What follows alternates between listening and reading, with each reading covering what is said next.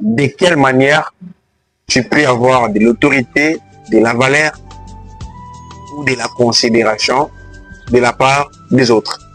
Ce que tu dois savoir, la première des choses, la Bible dit que mets rarement ton pied dans la maison de ton prochain. Tu vois, le fait que tu sois partout en tout moment peut faire diminuer ta valeur. Tu ne peux pas attendre à ce qu'on puisse te respecter, t'accorder autant de valeur si tu es partout et puis en tout moment. Même les Français disent que ce qui est cher est rare. Parfois, tu dois être très rare. Parce que ton absence parle plus que ta présence. Le monde est conçu de manière à se souvenir des autres lorsqu'ils sont absents. Alors fais-toi rare. Alors tu auras de la valeur.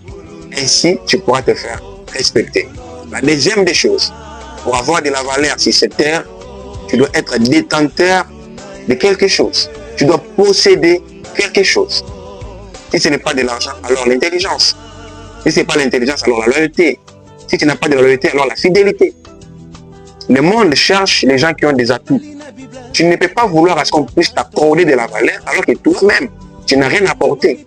Tu apportes quoi dans la vie des autres pour qu'eux à leur tour puissent avoir besoin de toi. Jésus dit ceci. À celui qui a quelque chose, on lui rajoutera. Mais à celui qui n'a rien, on notera même ce qu'il est. Tu vois, même le Seigneur est connu. Et ceux qui ont des choses peuvent avoir encore des ajouts. Ça veut dire qu'on peut leur rajouter quelque chose. Mais si tu n'as rien, tu n'as pas de valeur. Tu n'as pas de valeur. Il ne faut pas chercher ce qu'on te respecte. Travaille. Trouve de l'argent. Ainsi, tu auras de la valeur. Travaille sur toi-même. Tu dois acquérir une compétence. L'informatique, peut-être. Tu peux faire l'auto-école. Lorsque tu auras des compétences, les gens te chercheront. Mais lorsque tu n'as rien, lorsque tu ne connais rien, on n'aura pas besoin. Alors tu pourras prier, Seigneur, fais-moi distinguer, que les gens me cherchent.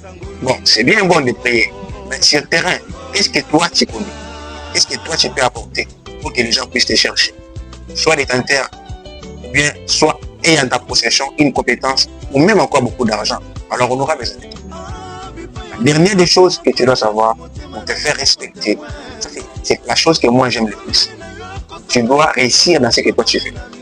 Tu vois, le monde s'intéresse à ceux qui réussissent. Aujourd'hui, de nos jours, vous n'avez qu'à regarder les matchs de foot. Les équipes qui se font éliminer, on les oublie très vite. Mais ceux qui gagnent les matchs continuent non seulement la compétition, mais les gens continuent à parler d'eux. Et ces choses de la nature nous apprennent aussi, nous qui sommes enfants de Dieu. Lorsque tu te mets à réussir dans ta vie, cela va faire à ce que les gens puissent avoir toujours les regards sur toi. Nombreux viendront pour savoir comment est-ce que tu fais pour y parvenir. Dans ton métier,